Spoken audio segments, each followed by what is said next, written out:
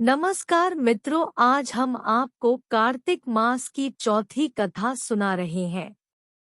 नारद जी ने कहा, सा कहकर भगवान विष्णु मछली का रूप धारण करके आकाश से जल में गिरे। उस समय विंध्याचल पर्वत पर तप कर रहे महर्षि कश्यप अपनी अंजलि में जल लेकर खड़े थे। भगवान उनकी अंजलि में जा गिरे। महर्षि कश्यप ने दया करके उसे अपने कमंडल में रख लिया। मछली के थोड़ा बड़ा होने पर महर्षि कश्यप ने उसे कुएं में डाल दिया। जब वह मछली कुएं में भी न समा सकी तो उन्होंने उसे तालाब में डाल दिया। जब वह तालाब में भी न आ सकी तो उन्होंने उसे समुद्र में डाल दिया। वह मछली वहां भी बढ़ने लगी। फिर मत्स्यरूपी भगवान विष्णु ने इस शंखासुर का वध किया और शंखासुर को हाथ में लेकर बद्रीवन में आ गए।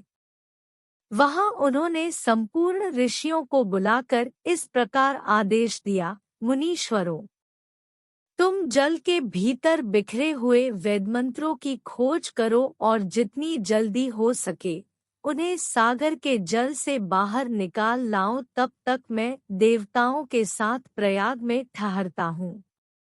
तब उन तपोबल संपन्न महर्षियों ने यज्ञ और बीजों सहित संपूर्ण वेद मंत्रों का उद्धार किया।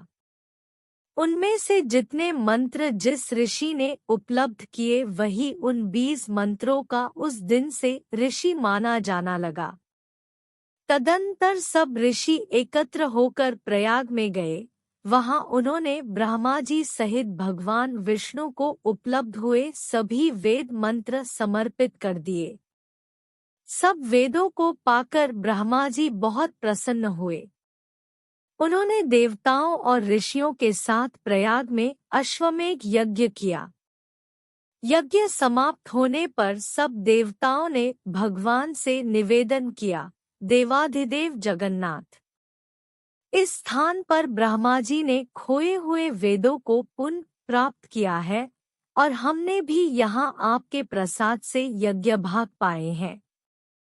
अत यह स्थान पृथ्वी पर सबसे श्रेष्ठ, पुण्य की वृद्धि करने वाला एवं भोग तथा मोक्ष प्रदान करने वाला हो।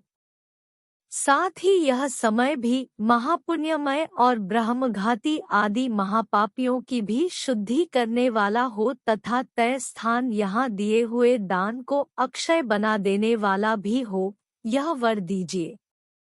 भगवान विष्णु बोले, देवताओं, तुमने जो कुछ कहा है वह मुझे स्वीकार है। तुम्हारी इच्छा पूर्ण हो। आज से यह स्थान ब्रह्मक्षेत्र के नाम से प्रसिद्ध होगा।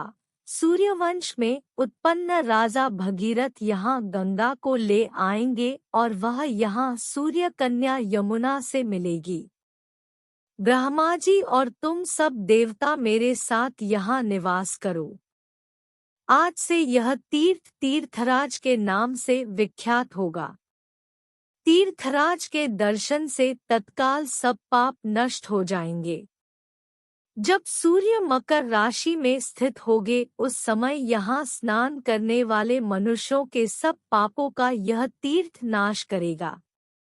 यह काल भी मनुष्यों के लिए सदा महान पुण्य फल देने वाला होगा।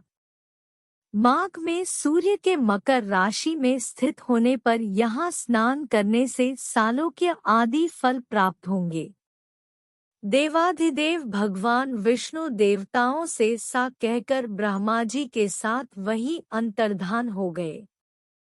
तत्पश्चात इंद्रादि देवता भी अपने अंश से प्रयाग में रहते हुए वहां से अंतर्धान हो गए।